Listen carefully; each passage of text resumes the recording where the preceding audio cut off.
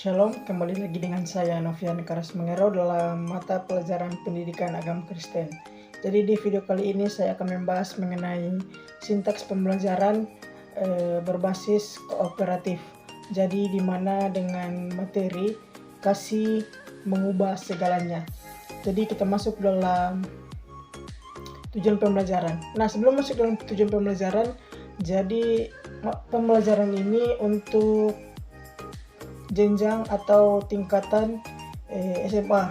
Jadi di mana dengan tujuan pembelajaran siswa dapat memahami makna kasih dalam agama Kristen. Kemudian siswa dapat mengidentifikasi contoh penerapan kasih dalam kehidupan sehari-hari. Dan yang ketiga adalah siswa dapat menerapkan kasih dalam kehidupan pribadi dan sosial. Kita masuk dalam metode, saya menggunakan metode ceramah dan jigsaw.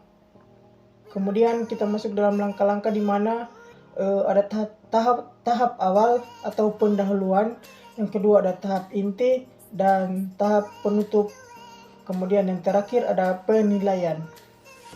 Kita masuk dalam tahap awal di mana saya meluangkan waktu selama 15 menit. Di mana saya masuk ke kelas dengan mengucapkan salam dan langsung meminta siswa atau siswi untuk membuka kegiatan pembelajaran dengan berdoa. Lalu saya mengambil daftar hadir di dalam kelas. Kemudian saya memulai pembelajaran dengan mengajak siswa berdiskusi tentang arti kasih. Kemudian saya memperkenalkan mode pembelajaran kooperatif jigsaw dan menjelaskan perannya dalam pembelajaran. Kemudian yang terakhir, saya membagi siswa menjadi beberapa kelompok kecil yang heterogen dengan memperhatikan kemampuan belajar dan gaya belajar siswa. Kemudian kita masuk dalam tahap inti di mana saya meluangkan waktu selama 60 menit. Di mana pada tahap inti ini kita masuk dalam kegiatan proses pembelajaran di dalam kelas tersebut. Di mana saya memberikan materi pembelajaran tentang kasih dalam agama Kristen kepada setiap kelompok. Kemudian setiap siswa dalam kelompok mempelajari materi yang berbeda-beda, di mana saya telah menyiapkan materi, kemudian saya menyiapkan materi yang berbeda-beda, kemudian disampaikan kepada siswa-siswa yang di dalamnya telah dibentuk oleh saya, yaitu kelompok. Kemudian siswa didorong untuk berdiskusi dan saling membantu dalam memahami materi. Jadi siswa ini didorong untuk berdiskusi bersama untuk memahami sebuah materi yang telah saya berikan kepada siswa. Kemudian setelah memahami materi, setiap siswa menjadi ahli pada topiknya masing-masing.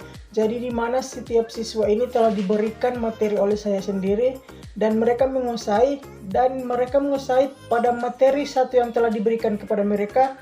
Kemudian saya mengajak mereka dengan menyebarkan ke kelompok lain untuk seperti yang telah ada pada metode jigsaw ini, yaitu berpencar-pencar dalam kelompok untuk membahas materi-materinya. Kemudian kita masuk dalam tahap penutup. Jadi tahap penutup ini saya meluangkan 15 menit. Jadi setiap ahli dari kelompok yang berbeda-beda bergabung dengan kelompok baru yang terdiri dari ahli dari kelompok lain.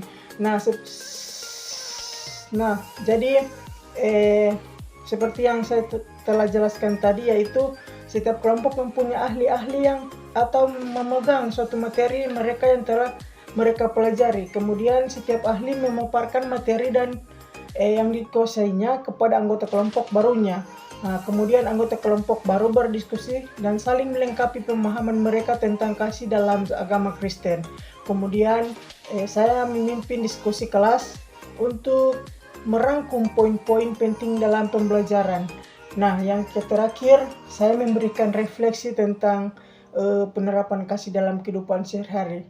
Jadi di mana di bagian penutup ini mereka telah diajarkan untuk memahami materi yang telah mereka pegang atau yang telah saya berikan kepada mereka untuk berdiskusi dengan kelompok lain atau untuk dipahami mereka atau untuk mereka pahami.